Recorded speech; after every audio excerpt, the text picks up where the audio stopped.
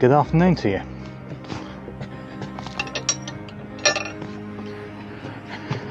It's a beautiful Saturday afternoon at the very end of October, and the weather is being unseasonably warm.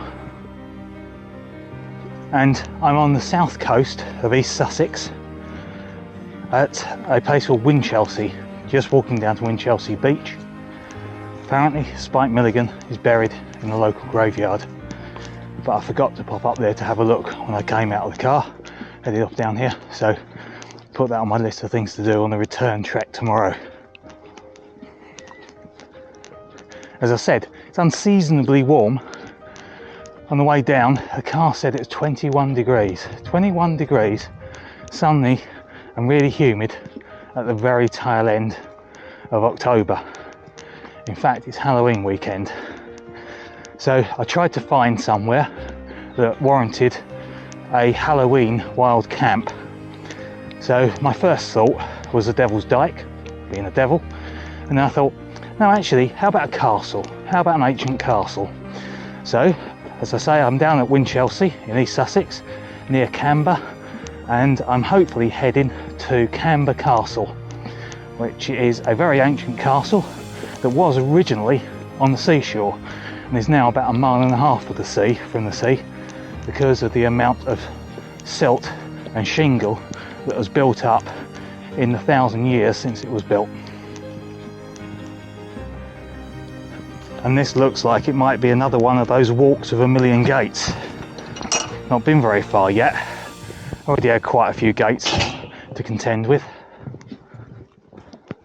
So while I'm walking firstly down to the beach, which is my potential bee spot, I might talk you through very briefly the process by which I found this place.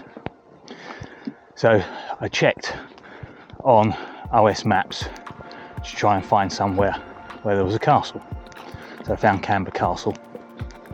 Found that not too far from it was Winchelsea town or village. Then went on to Google Maps and onto Street View mode and had a check around for parking spots, and found that Winchelsea village actually afforded quite simple roadside parking. I like to do roadside parking in a residential area because your car is less conspicuous than it is in some out of the way car park somewhere. Also, looking on Google, you can look at the aerial images of the area, and you can look at the aerial images on OS maps just to get a feel for what the terrain is like in the vicinity of the intended place. You can also see on maps, when you're in Street View mode, the 360 photos that various people have posted online, which is really good to get a real feel for what it's like on the area. And often there's even people that have posted drone images like this one, which is a really useful image because it really gives you a feeling for what the terrain is like in the immediate vicinity of the castle. And my eye was drawn quite quickly to the shrubs, the vegetation slightly to the southwest of the castle, which looks like they will afford me cover from the nearest inhabitants and from the local road, whilst still giving me a pleasant view of the castle. So that, I think, is likely to be my chosen A spot. But while I was looking, I always like to have a fallback plan. So my fallback plan is to do another beach camp. So if you look down towards the sea on the overhead aerial photos, you can see that there's a footpath that leads out onto the beach. The Google images of the beach show it to be shingle, so not ideal for pitching, but it's a suitable B option if my A option doesn't come to fruition. So now I've left the car, walking down to the B option first, just to scope that out before walking up to the A. This is a really peculiar landscape out here, still about 1 kilometre from the sea, and look, there's a massive shingle bank both to my right and to my left, and a lake over to my left as well. So yeah, on a muddy footpath with shingle on both sides and still 10-minute walk from the sea. This is so peculiar. I guess this is exactly why the castle is now so far inland, that the shingle has slowly accumulated over the last 1,000 years and the sea gets pushed further and further out. Goodness knows where all this shingle comes from, but it really is a very bizarre landscape to be walking through.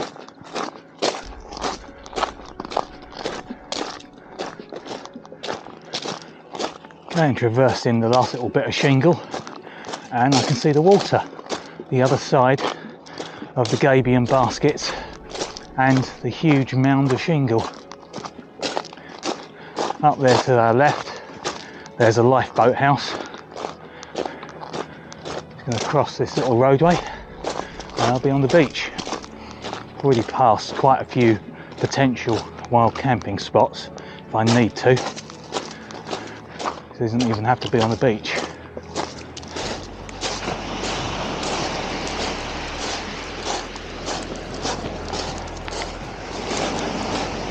But if I do want to do a beach camp, there's plenty of options along here. Gabion wall protects you from the sight of the people on the roadway as well. Have a sit down, watch and listen to the waves for a little bit. Don't you love that noise? Beautiful noise.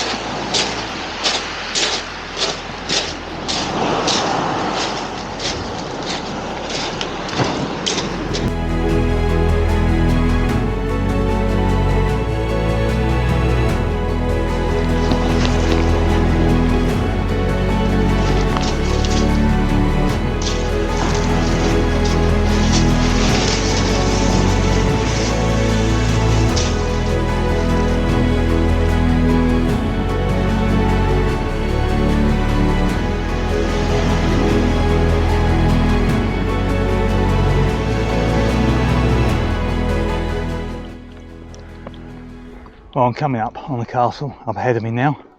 Walked up from the beach, a mile and a half or so up here to get to the castle.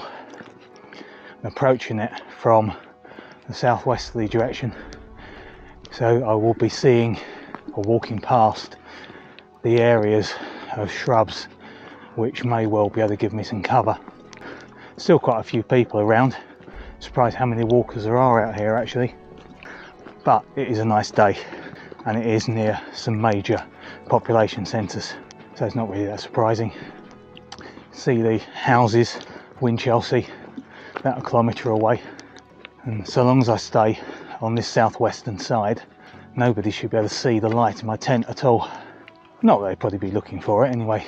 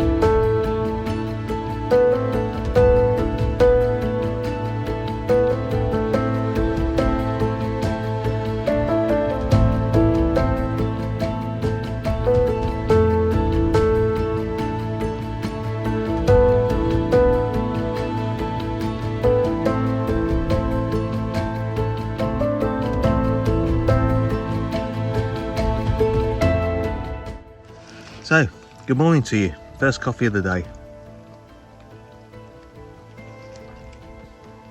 It's now about 6 o'clock, which is actually 7 o'clock because I'd forgotten that the clocks changed last night. So when I woke up, I was quite surprised how early it was, but it was because the clocks had gone back. Fools me every year. Slept really well, actually. No shoulders going to sleep like last time, and no ghostly ghouly goings on from the castle.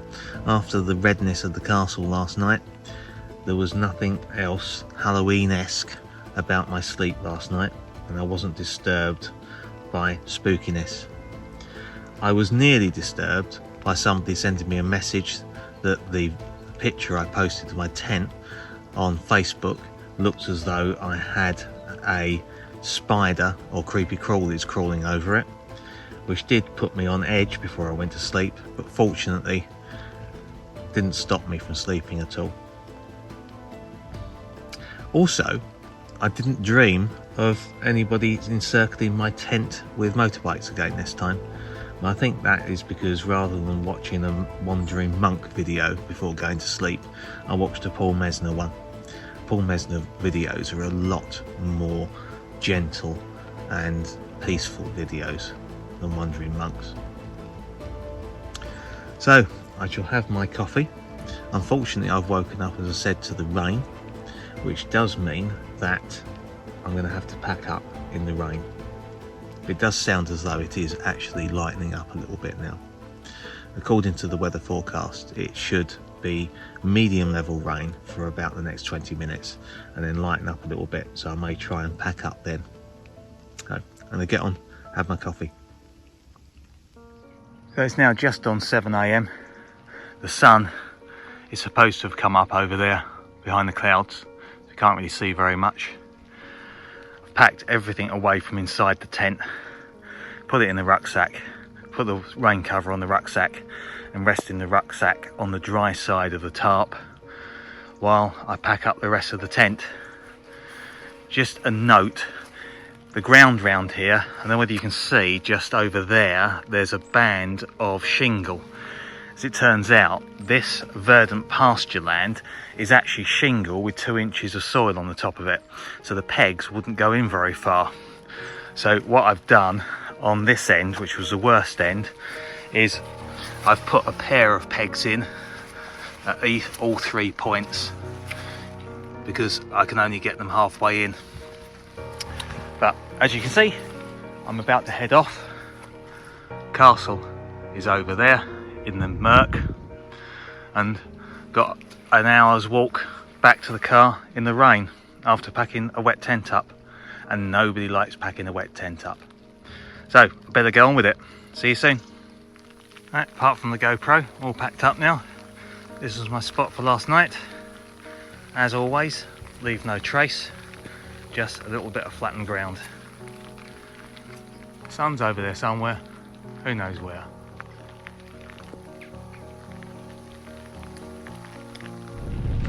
Well, I've broken camp.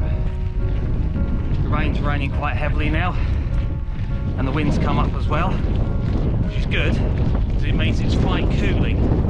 But it probably means you can't hear a word I'm saying. But even with the rain and the wind and the mild discomfort of it, it's still such a lovely thing to do. Spend a night out here in nature, listening to all the night sounds. And the other added benefit of this weather means there's few, if any, other people out here. This wind is really picking up now. It wasn't forecast maximum of 10 miles an hour. So I don't know whether it's been like this overnight and I missed it because I was sheltered, but it's blooming windy up here now.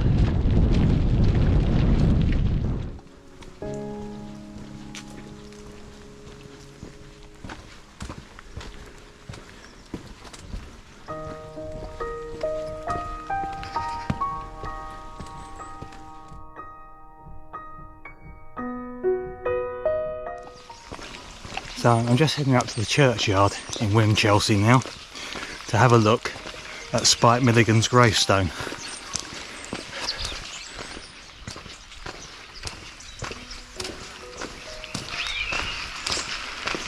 It's a lovely old church and churchyard here. Bits on it look like battlements. Definitely derelict parts. So I found Spike's gravestone. Here it is. Spike Milligan was somebody that I grew up with, and he was such a hilarious fellow. And I loved his books when I was growing up.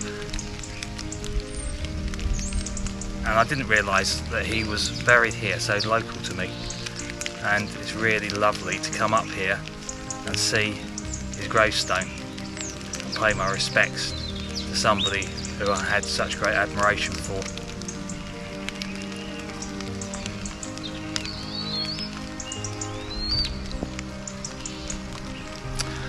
Okay, back to the car. I was contemplating in the tent last night about what it is about wild camping that I find so appealing and so utterly peaceful.